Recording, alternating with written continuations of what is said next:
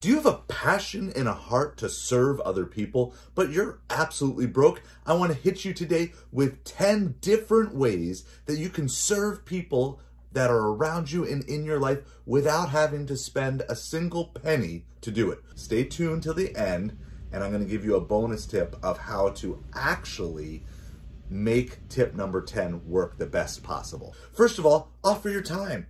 Just spend some time with someone. Maybe you know someone who's just lonely, they're shut in, they don't have anyone to talk to, they don't have anyone to be with. Maybe it's a single mom who just doesn't have anyone to hang out with or spend time with. Go just spend your time. It doesn't involve any money, it just involves that commitment to say, yeah, you know what? This person needs me. I'm gonna give a portion of my time to just be with them, talk with them, listen to them, hear their story, build some memories, have a good time. Next thing you can do is lend a helping hand. Maybe you have some skills that you can do, some simple tasks around the house. Maybe you know someone who needs their lawn mowed, they need their lawn raked, they need their driveway edged, they need simple tasks done around the house, simple repair things, skills and knowledge that you have, and they just provide the tools or whatever resources are needed to accomplish a job, and you can say, you know what, I'm gonna go do that. Now the benefit is you can combine 1 and 2 because you can spend your time with someone while lending a hand and maybe even be teaching someone some basic skills that you go.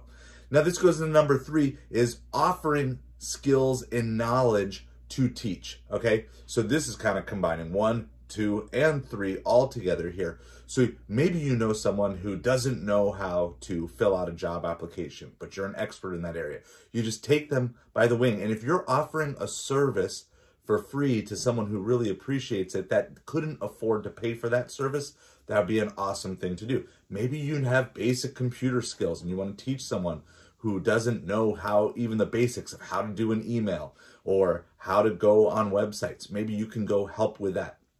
But using your knowledge, not just to fix a problem or to solve a problem, but to actually teach someone how to do it. And again, going back to lending a helping hand, let's say you know how to tape and edge and mud and repair walls and different things like that. And you know someone who wants to improve their house, but they just don't have the skills.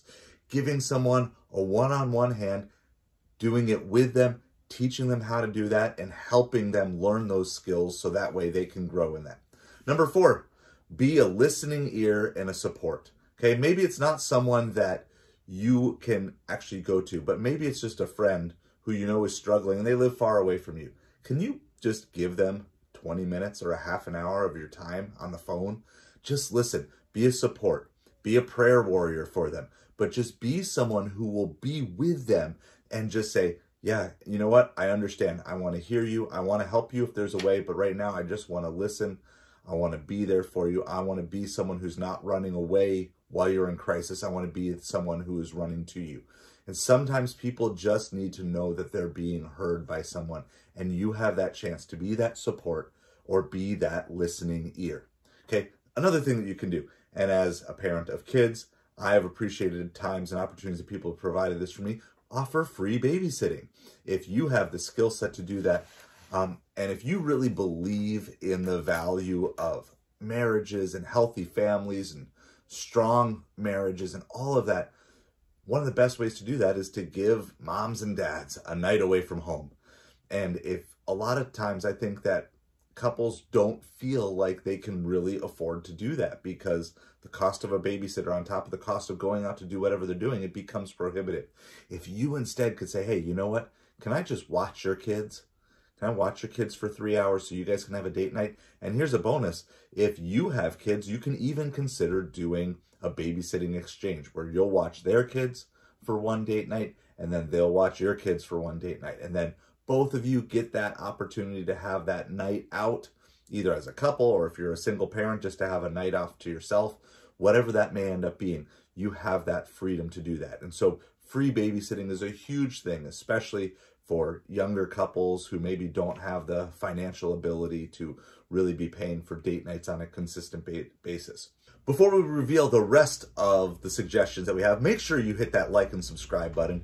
We're going to try to keep bringing you encouraging content that is going to build you up and grow you as a person, which will help develop you as an entrepreneur, as a small business leader, as a gig worker and food delivery driver. Next thing you can do, and this is something that our family loves to do, is love cooking a meal when people are in need. So a lot of times after tragedy, after the loss of a loved one, or just a really hard or difficult time, you know, people don't have the ability, or they don't have the motivation to cook meals. And so they'll tend to go into unhealthy eating habits or just having to order fast food and different things. And instead, you can provide a home-cooked meal. And then that takes the burden off of cooking, off of cleaning dishes, off of grocery shopping, takes all those burdens away for someone who's struggling. So yes, maybe it might cost a little bit, but a lot of times you'll have all the ingredients you need already around your house, where you can just say, you know what, I'm going to just cook up a meal for you and put together, and it doesn't have to be super complicated. A lot of times you can do something like a casserole or some sort of baked dish, lasagna, a little bit of salad, and then like a dessert, some garlic bread, something like that. It can be a simple meal that's a huge blessing to people that will cost you very little if you have those ingredients in the house, or even if you do need to buy a couple of things, it still won't cost you much, and you can kind of lump it in with your normal grocery budget. Another thing you can do is you can donate or give your items to someone who can use them, okay? I understand a lot of times we have nice things and we want to maximize what we can get out of them when we're done with them. But maybe you have some things that really aren't worth much. They're not really worth the hassle to sell. Well, before you just take it and drop it all off at Goodwill, maybe you ask around and you say, hey, I know you just bought a house and I'm getting rid of some old gardening equipment. Before I donate it, do you want to come through and pick through things? We've done this multiple times. Every time we move, we kind of contact people and we say, here's a batch of stuff. And this is all stuff that we're not going to do anything with. We just want to, like, before we donate it, give you a chance to pick out anything that you want to use from this. And you just take it, and it's a simple way that you can bless other people with stuff that you were getting rid of anyway. So again, it's not even costing you anything. It's what's really costing you is the space in your house, and you can just give it up and get it to someone who can use it right away. Okay, another thing that you can do is be an encouragement or inspire other people. And this is going super, super old school. But what if you brought back the art of not just texting someone an encouraging word, though that could be a place that you start, but what if you actually wrote a note? What if you mailed a postcard? What if you mailed a letter? What if you did something special above and beyond, where you just say, hey, just wanted to write you an encouraging note. I know you've been struggling. I know you've been going through a lot. I want you to know I'm here for you. And then as a bonus, maybe you have like an old gift card that's laying around the house. You could just throw that in, right? You could just say, look, I checked this up. There's $4.12 on this Target gift card, but take it, use it. Hopefully it can be a blessing to you. At least go buy yourself a cup of coffee or go get yourself a fun snack or something like that. So you can take things, again, that are just laying around your house that aren't doing anything, and you can use them. So you combine an encouraging note with an old gift card that's got a random amount of money on it and just send it to someone as a blessing to them. And again, it's not costing you anything more than a postage stamp, which I realize that's kind of getting expensive nowadays, but you get the point. It's a simple way that you can bless someone, encourage them, and give them even a little something that was just sitting around your house not doing anything. Another simple thing that you can do is provide transportation, okay? In other words, if you know of someone who their car is in the shop, and they need help getting to work, just say, hey, I'll pick you up from work, or pick you up after work, or I'll take you to work, or I'll do those things, do that. And if you're even in a better situation where you have an extra car, you could say, hey, do you just want to borrow my car for the week?